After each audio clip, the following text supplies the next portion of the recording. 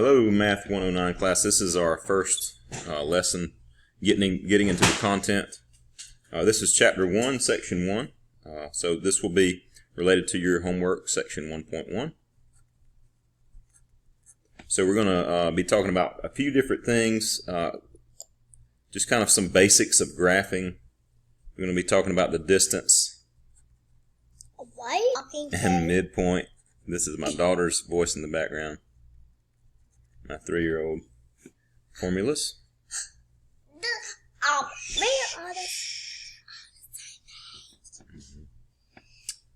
Alright, so let's talk about some vocabulary. You probably already know this, and if you do, that's great. But if you don't, this gives you a chance to learn some things, some basics. So let's say we had GMC's campus right here, and let's say we had Cochran Brothers grocery store down the road right here. And let's say we made a unit so that Cochran Brothers was exactly 4 units down the road from GMC. But then we also go down this way and we have the courthouse. And the courthouse is also 4 units away. So how do we distinguish that? Well, we have to give it a sign, a SIGN sign, so that this, we just going to designate to the right, will be positive 4, and to the left will be negative 4. But then what if you have somewhere this way, you have another location up here. Let's call this, this is Party Pizzazz. That's a pretty neat store downtown. Party Pizzazz. I don't know if I spelled that right. Party Pizzazz, and it's also 4 units away. 1, 2, 3, 4. So, how do we distinguish between all these different 4s? Well, we've already talked about one way is positive and negative, but another way would be to say this is a horizontal distance, whereas this is what's called, maybe we could call that a vertical distance. So now every location needs to not just have one number to distinguish its location, but 2 numbers. So the horizontal distance, we'll give that as the first number, and the vertical distance, we'll give that as the second number. So Cochran Brothers is 4 units to the right, so positive 4 for the horizontal, but it is not up or down at all from GMC, so we're going to say that that vertical coordinate is 0. So sometimes we call this an X coordinate and a Y coordinate. GMC is at a point we might call in our little graph the what? The origin. The origin has a coordinate, an ordered pair of 0, 0. 0 in the X direction, 0 in the Y direction. Party Pizzazz, what would be its coordinates? It would be 0 in the horizontal, positive 4 in the vertical. The courthouse would be negative 4 in the horizontal, 0 in the vertical. Let's see, down here, we might have a store. What is this one called? Is this Sweet Tea's Bakery, maybe? Sweet Tea's. And so it's going to be 0 in the horizontal, negative 4 in the vertical. And we could have other places that have both coordinates. So maybe this one down here, is Dino's. And its coordinates are negative 4, negative 4. Maybe we have something way up here. This is the Dairy Queen over there on the way to East Dublin. And let's say its coordinates are 4. Maybe it's 4, let's say 20. 420. Because it's way up there. I know I don't have that to scale right here, but, oh, you can't even see what I'm drawing. Now you can see it. So, yeah, 420, way up here. I know it's not to scale, but let's imagine it is. So now we can say how far apart these things. How far away is Cochran Brothers from GMC? It's 4 away. How far away is Cochran Brothers from the courthouse? Well, you can count it, or you can say, well, that's 4 away, and that's another 4 away, so that's 8 away. Well, one way to do that, I know that's an easy thing to figure out, but that when the numbers aren't so easy, you can subtract, and the difference between the two coordinates is the distance. In fact, we should say the absolute value of the difference is the distance. So if we say the absolute value of 4 minus negative 4, that's going to equal minus and negative makes plus, so that's going to be the absolute value of 8, which is 8. Or if we went the other way, if we went from here to here, the absolute value of negative 4 minus 4, that's the absolute value of negative 8, so that's also 8. So the two locations here are 8 away, and it doesn't matter which way you count it, it's still 8 away. Well, what if you wanted to measure, let's think of another place. Let's think of a place down here, let's way down here, Luann's. Very good biscuits. And let's say Luann's has coordinates of 4, negative, let's say negative 15. I just noticed a mistake here. Dairy Queen would not be 420. What would it be? It would be negative 420, wouldn't it? Negative 420. So what if we wanted to measure the distance between Dairy Queen and Luann's? A straight line distance here. Look what shape we could make.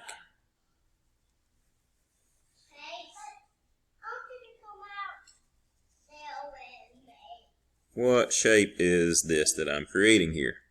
It's a triangle, a special triangle called a right triangle. And when you think of a right triangle, maybe you think of the Pythagorean theorem, where let's say this is A and this is B and this is C.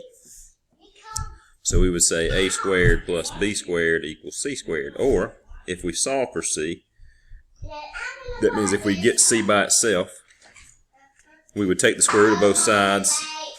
And let me just rearrange this. I'm going to write the C on this side. C equals the square root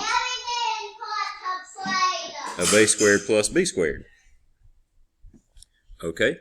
So if we can figure out that A and we can figure out that B, we can figure out that straight line distance between those 2 points. Well, this Pythagorean theorem can turn into something called the distance formula. Distance formula. You can't see what I'm writing again. There. The distance formula. And it is D equals, instead of C, I'm writing D for distance. That's going to be the same thing as C. The square root of A. Well, A is going to be the difference. This is the horizontal distance, and it is the difference between the two x coordinates here. Kind of getting out of my window. I'm just going to write. So we got DQ is at negative 420, and Luann's is at 4, negative 15. So I'm trying to find the distance between those 2 points. So the A, this horizontal distance, is the difference between their two x coordinates. So the distance formula is x2 minus x1. And since it's A squared, it's squared. So this is A. This is the one leg of the triangle, the difference in the x coordinates. So this is A squared. Plus B squared. Well, B squared is going to be this vertical distance right here. And it is the difference in the y coordinates. So I'm going to say y2 minus y1. And it's also squared. And this is really just the Pythagorean theorem written in a more fancy way to deal with the coordinate system on a coordinate plane. Okay, so that is the distance formula. Let's do an example of that. Remember we had Dairy Queen. That was negative 420, and Luann's was at 4, negative 15. Let's find the distance between Dairy Queen and Luann's. D equals the square root of, let's say, 4 minus negative 4. We could have also said negative 4 minus 4. It really doesn't matter about the order because we're going to end up squaring it.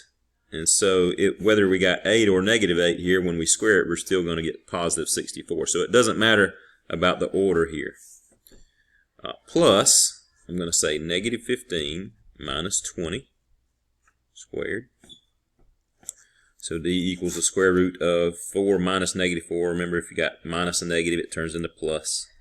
So that's going to be 8 squared plus, let's see, negative 15 minus 20. That's negative 35 squared. And so that's going to equal, let me get out my trusty calculator.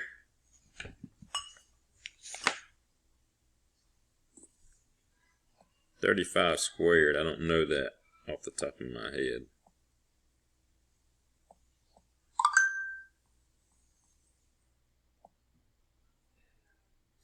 $1,225. So it's the square root of 64 plus 1225, which is the square root of, let's add that together, that's a 9. 6 and 2 is 8. That's 12. Yes. We're going to have 2 baby turtles. Wow, you found another baby turtle? Yes. That's amazing. That's my 6-year-old right there. This is a great name. So the square root of 1289. Hold on just a minute, baby. Who is he? I'm trying to Talk to him? teach, so you need to back off. All right, so the square root of 1289. Let me see if I can break that down. Does, let's see if I can break that down. 10, 11, 12 plus 8 is 20. 3 doesn't go into it. 2 doesn't go into it. It may not be you may not be able to break it down. So I'm just going to leave it alone. But if we can break it down, let's say we had the square root of something easy like the square root of 40.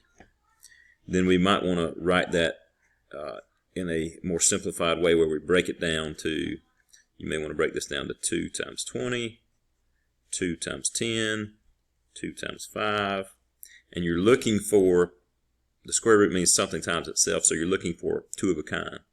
Like here I've got 2 2's, and so I can bring that out, so that equals 2 on the outside from those 2 2's, but then I've got an extra 2 and an extra 5 that I'll leave underneath the square root. And so since both of those are left under the square root, they come back together to make 10. So like the square root of 40 would break down to 2 square root 10. But I'm not sure about the square root of 1289. That's kind of a big number, and it's kind of hard to figure that out. So I'll leave that for another time. Okay, so that would mean the distance between Dairy Queen and Luann's is 2 times the square root of 10. If we wanted to express that as a decimal, we would just, well, I'm sorry, that's not our answer. But the distance between Dairy Queen and Luann's is the square root of 1289. If we wanted to express that as a decimal, it would round in our calculator to, let's see here, 1289 square root.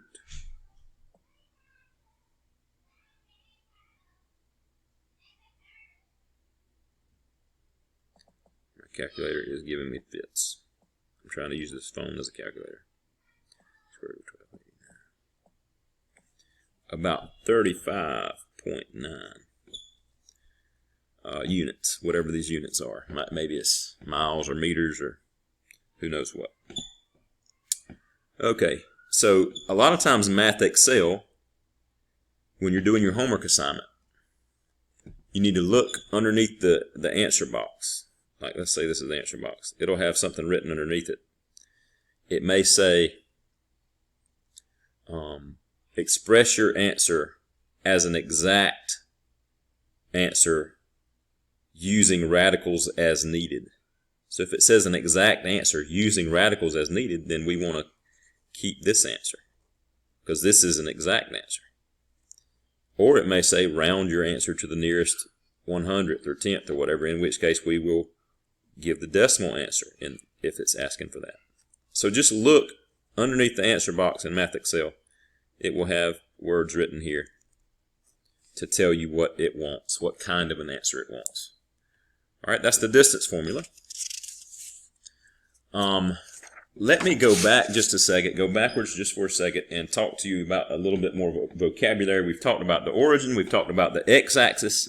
The x-axis is the horizontal axis. The y-axis is the vertical axis. The origin is where those two axes meet.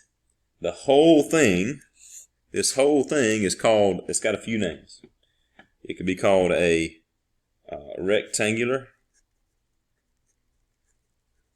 or Cartesian coordinate system.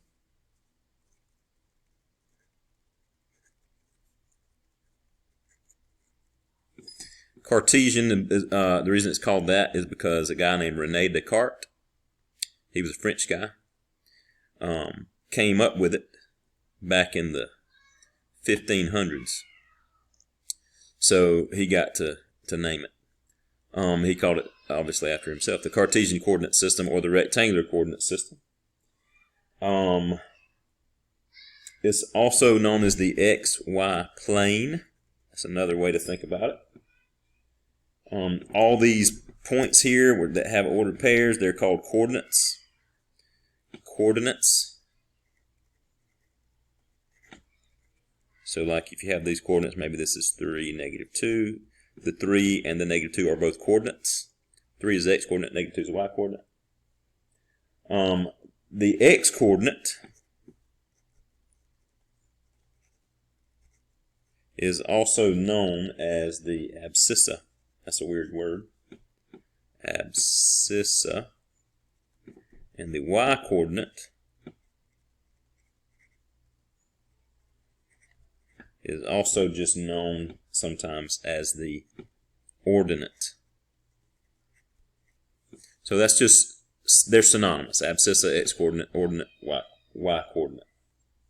When we put this point right here, that's a verb called plot, to plot a point. Plot a point. That's when you put a point on a coordinate plane. These are all vocabulary words in this unit. All right, let's talk about another topic called the midpoint. Midpoint. Let's go back to our drawing where we had Dairy Queen up here. And it had coordinates of -4, 20. And we had Luann's down here. I know this is not the scale. I'm not trying to draw it to scale. Luann's had coordinates of 4, -15. And we wanted to find the midpoint of those 2 points. So one bird was eating breakfast at Luann's, another bird was eating breakfast at Dairy Queen, and they decided they were going to meet in the middle for lunch. And so where would they be meeting? Somewhere in this vicinity, right? But what are the exact coordinates of the precise midpoint between those 2 points? There is a formula for that. When you find the middle of something, another way to think about that is to find the average, right? So the midpoint is equal to the average. It's going to be an ordered pair. The x coordinate of that ordered pair is going to be the average of the x coordinates. That means you're going to add the 2 x coordinates, x1 plus x2, and divide by 2. So this is the average, right? You add 2 things together, you divide by 2, that means you're finding their average. So that's the average x coordinate. And to find the y coordinate of the midpoint, you guessed it, you're going to find the average y coordinate. Y1 plus y2 divided by 2. I have a question. Daddy. So, let's do this. Finish this example here, and let's find the midpoint between these 2 x coordinates. These 2 restaurants here, hypothetically speaking. So if we were doing that, we would say the midpoint is at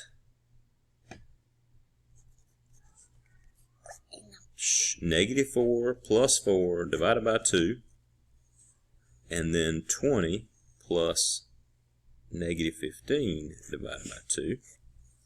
So this midpoint would be -4 plus 4 is 0, so that's 0 over 2.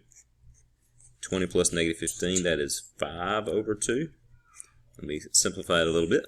0 over 2 is the same thing as 0. 0 divided by 2 is 0.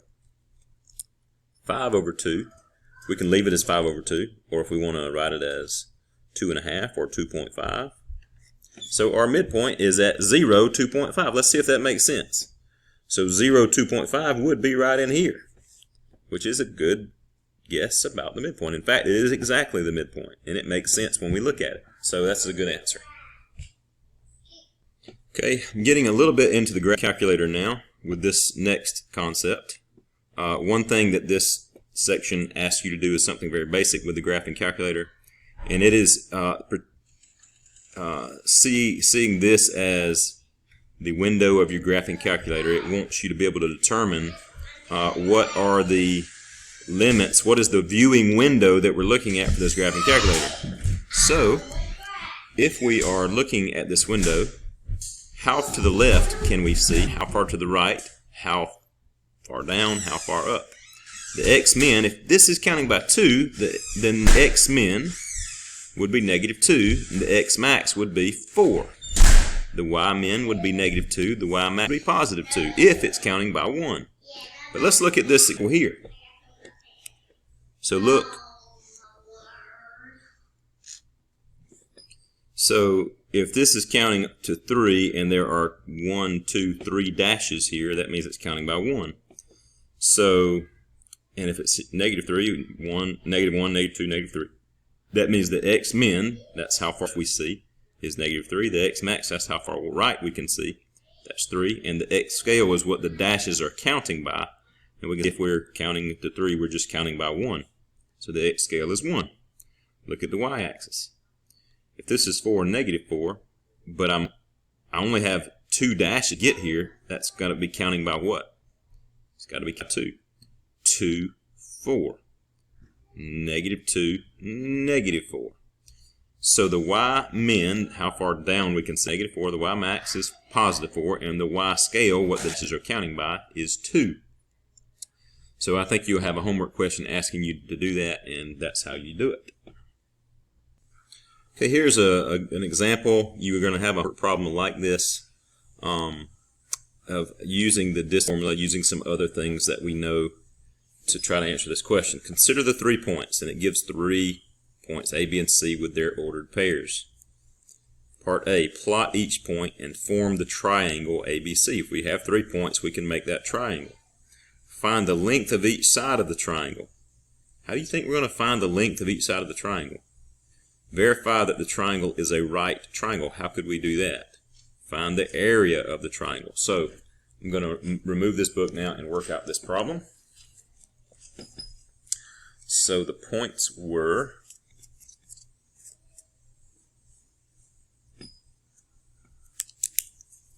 A, -2, 1, B, 2, 3, C, 3, 1.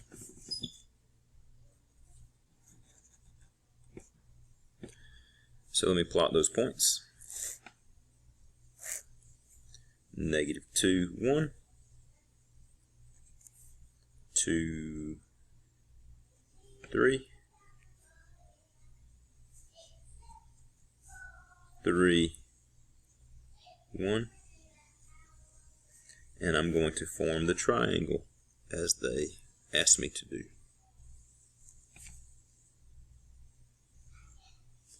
Okay, so here's my triangle, and I'm going to now, that's part A. Part A is done. Part B, find the length of each side. How could we do that? The distance formula. So part A is done. Part B. If I want to find the length of AB, one way to say that is you put absolute values around the AB, and that means the length of AB, and it equals, let me just do it this way, D equals square root of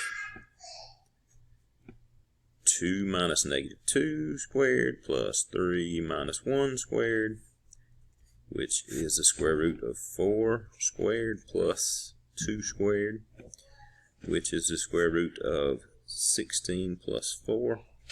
That's the square root of 20. Or if we want to break that down, 2 times 10, 2 times 5. There's a pair of 2s with an extra 5. We could also write that 2 on the outside, 2 square root of 5.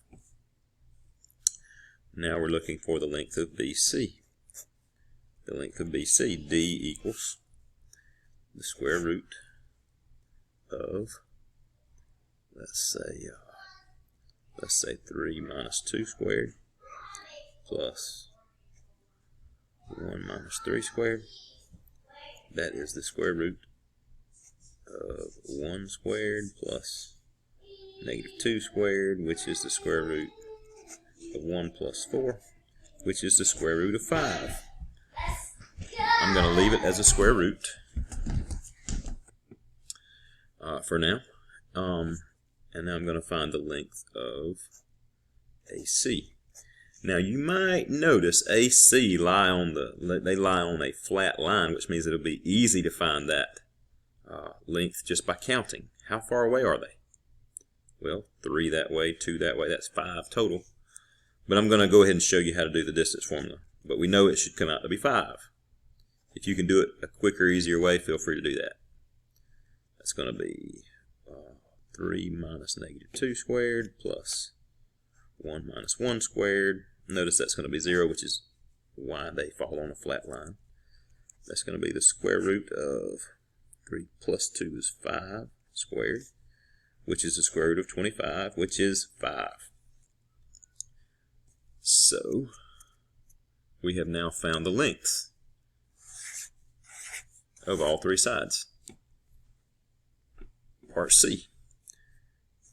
Verify that the triangle is a right triangle.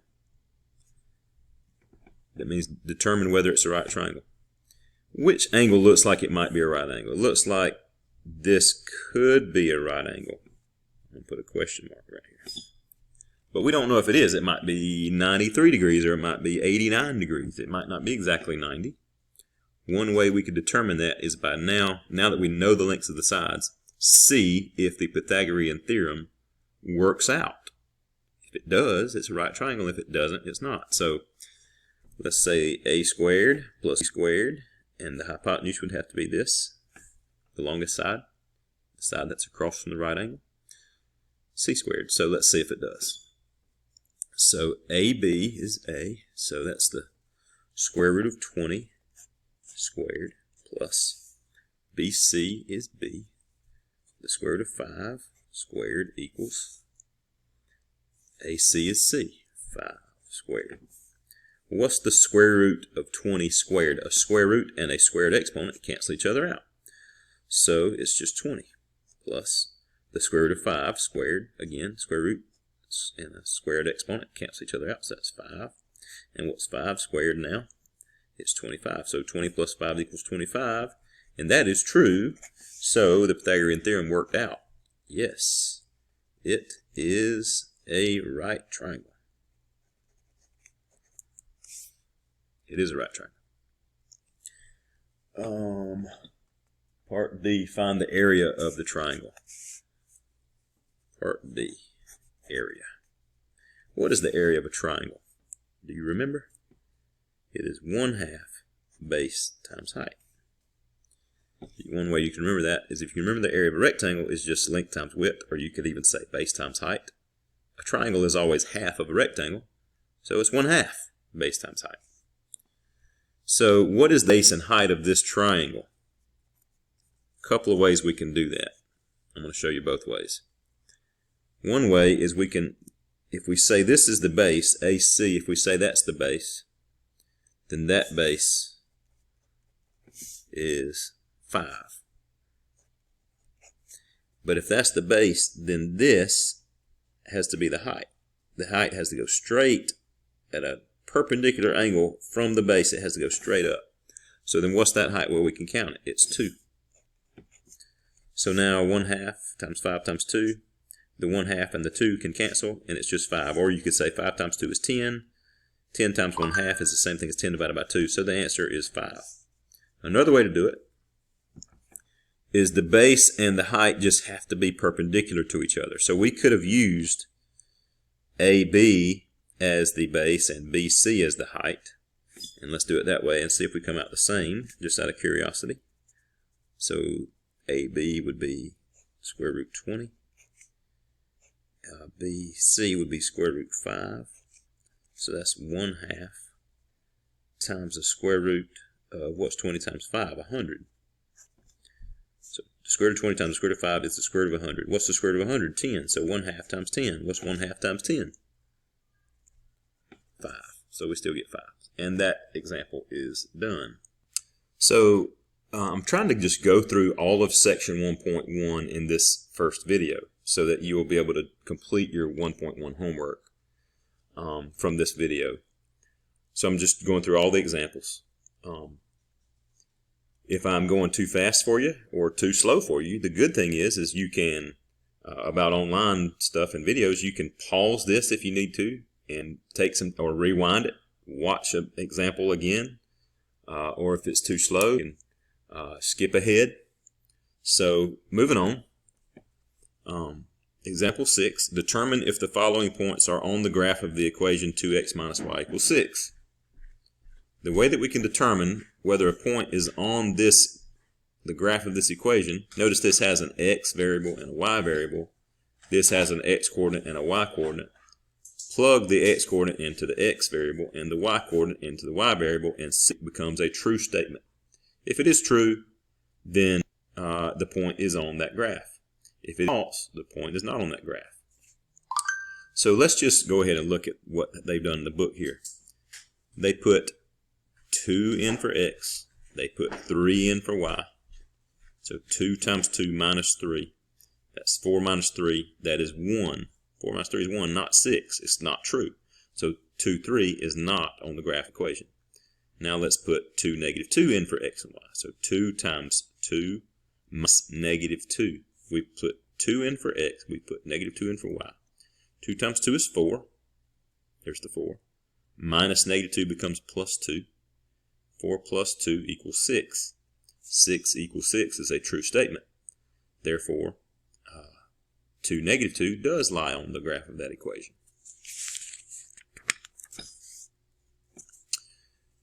Example 9. It wants me to, in this example, solve for y. That means I need to get y by itself. So I'm going to take anything that's on this side of the equation with the y, I'm going to move it to the other side of the sign, away from the y, that y will be by itself. That is what I am doing when it says solve for y. So let me remove the book and do this on paper. 2y plus 3x minus 5 equals 4. The way, this is kind of a review from what you already know, but the way that we get rid of things to move them to the other side is to do the opposite of what those things are doing. So if we wanted to get rid of the negative 5 or the minus 5, we would do the opposite, which is to add 5. And we do that to both sides of the equation. Whatever we do to one side, we do to the other. That gives me 2y plus 3x equals 9. Now move the 3x. How will we do that? Since it's plus 3x, I'm going to say minus 3x. So I'm going to say 2y equals. Now here I can say 9 minus 3x, or I can say negative 3x plus 9. The standard way to do it is to put the variable term before the constant term. So I'm going to say negative 3x plus 9. Although if you had said 9 minus 3x, that would not have been wrong. Now I need to get rid of the 2. How do I get rid of the 2? I divide, since the 2 is multiplying with the y, I divide it. That's the opposite. Divide it by 2 on both sides. So I get y equals negative 3x plus 9 divided by 2. Or you could separate these. You could say negative 3 halves x plus 9 halves. And that's the same thing.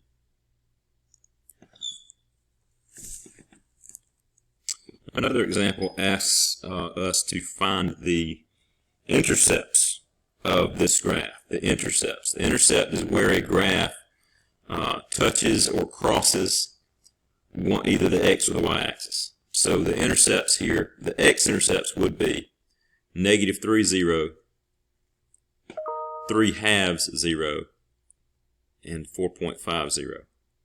So negative 3, 0, 1.5, 0, and 4.5, 0. The y-intercepts are 0, 3, 0, negative 4/3. I know it just tells me that that's negative 4/3. That's how I can know what that point is. And this point is 0, negative 3.5. If it asks me for the x-intercepts only, I could just say negative 3, 3 halves, 4.5. If it asks me for the y-intercepts, I just say 3 3/2. Sorry, 3, negative 4/3, negative 3.5. But if it asks me for just the intercepts without specifying x or y intercepts, then I have to give the ordered pairs so that I'm specifying whether x intercepts or y intercepts by giving the ordered pairs.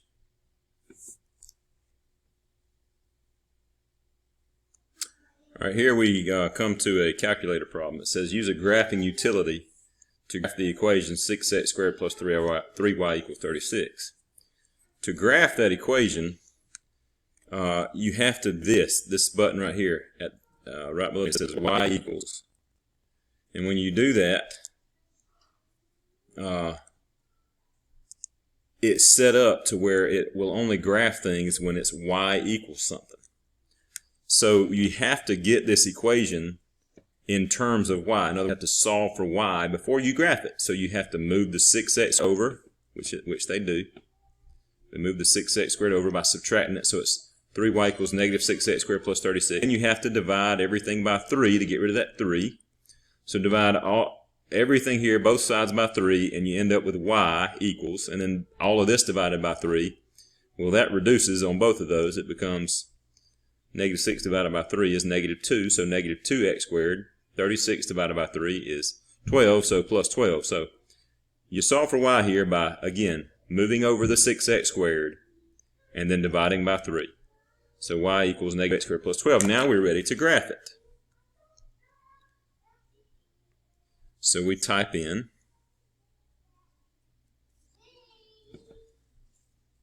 can't get you to see the whole screen here.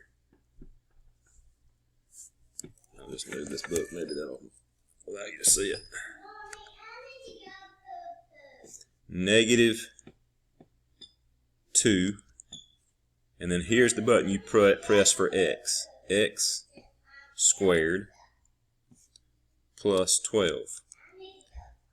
And then you hit graph. And this one is zoomed a little strange. So if you hit zoom, and option 6 is zoom standard, so I'm going to hit 6 for zoom standard. You can see option 6 right here, zoom standard.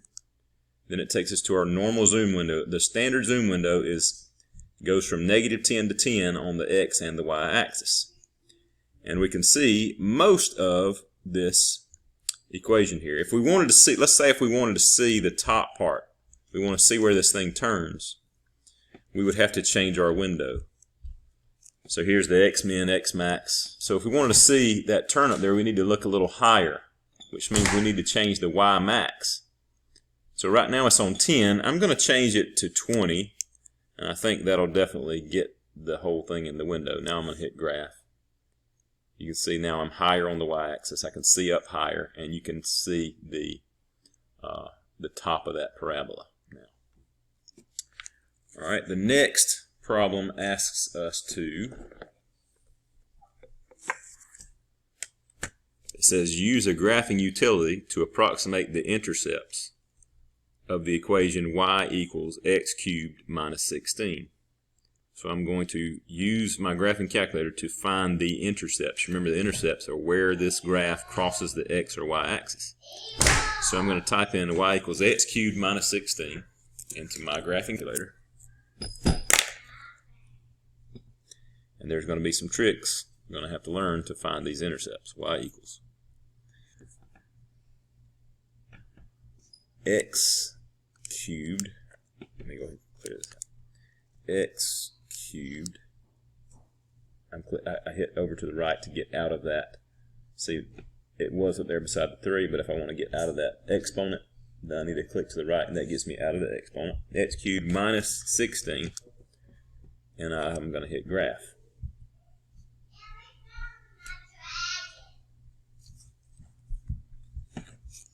All right, we can't see what we want to see. I can see the x-intercept, but I can't see the y-intercept. So I'm going to hit my window. Let me go zoom standard again and see if that fixes it.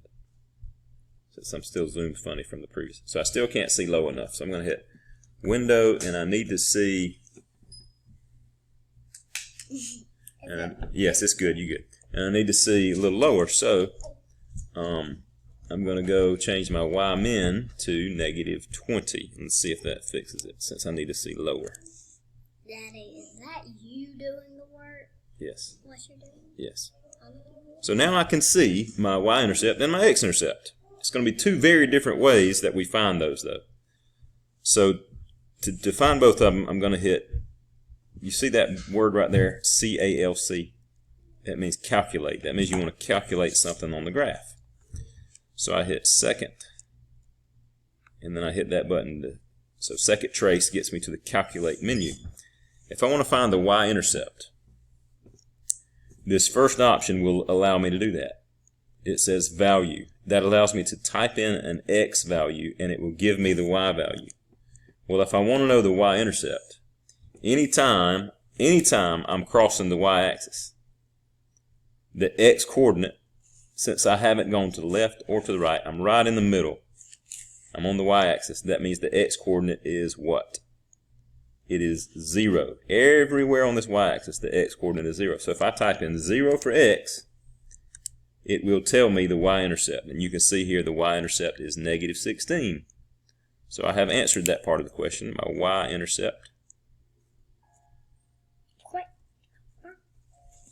is 0, -16. All right. Now, to find the x-intercept is much more complicated. But let me show you how to do it. I'm still going to hit second calc. But to find the x-intercept, I can't do value because value only lets me type in an x-coordinate to find the y value. Which one of these options is going to do it? It will be option 2. Option 2 finds the zeros of the graph, which is the same thing as the x-intercepts. Zeros, x-intercepts, roots, those all mean the same thing. So I'm going to click option 2 here. Daddy, are you sure you're teaching? And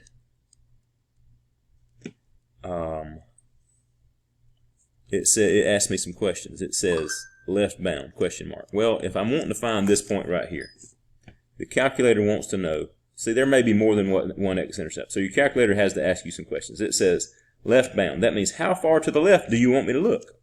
So I'm going to put this cursor, as long as it's anywhere to the left of the point I'm trying to find. So anywhere in here is okay for the left bound. I'm going to hit enter right there. Then it says right bound. So the calculator is asking you, how far to the right do you want me to look? So as long as you're anywhere to the right of this point where it crosses, which right here is just fine, I'm going to hit enter, then you're good. Then it asks one more question. It says guess. This is a strange question. I don't know why it really asks you that, but I think it wants you to go near the point and hit enter. So you hit enter when you get near the point, and then it tells you the exact answer for the x-intercept. It tells you the x-intercept is at the point -2.520. So there's my x-intercept and my y-intercept. And that, my friends, is the last example of section 1.1. We're going to call it a day on that. Try to now do your homework on Math Excel for section 1.1. That homework today is March 19th, Thursday. That homework will be due, let me think, that homework will be due next Tuesday. Actually, it'll be due, supposed to have an assignment due each day that we have class from now on. So for the Monday, Wednesday class, 1.1 homework will be due Monday night. For the Tuesday, Thursday class, that homework will be due Tuesday night.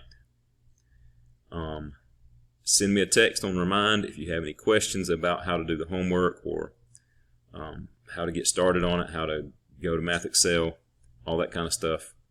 And good luck on it. I'll see you next time.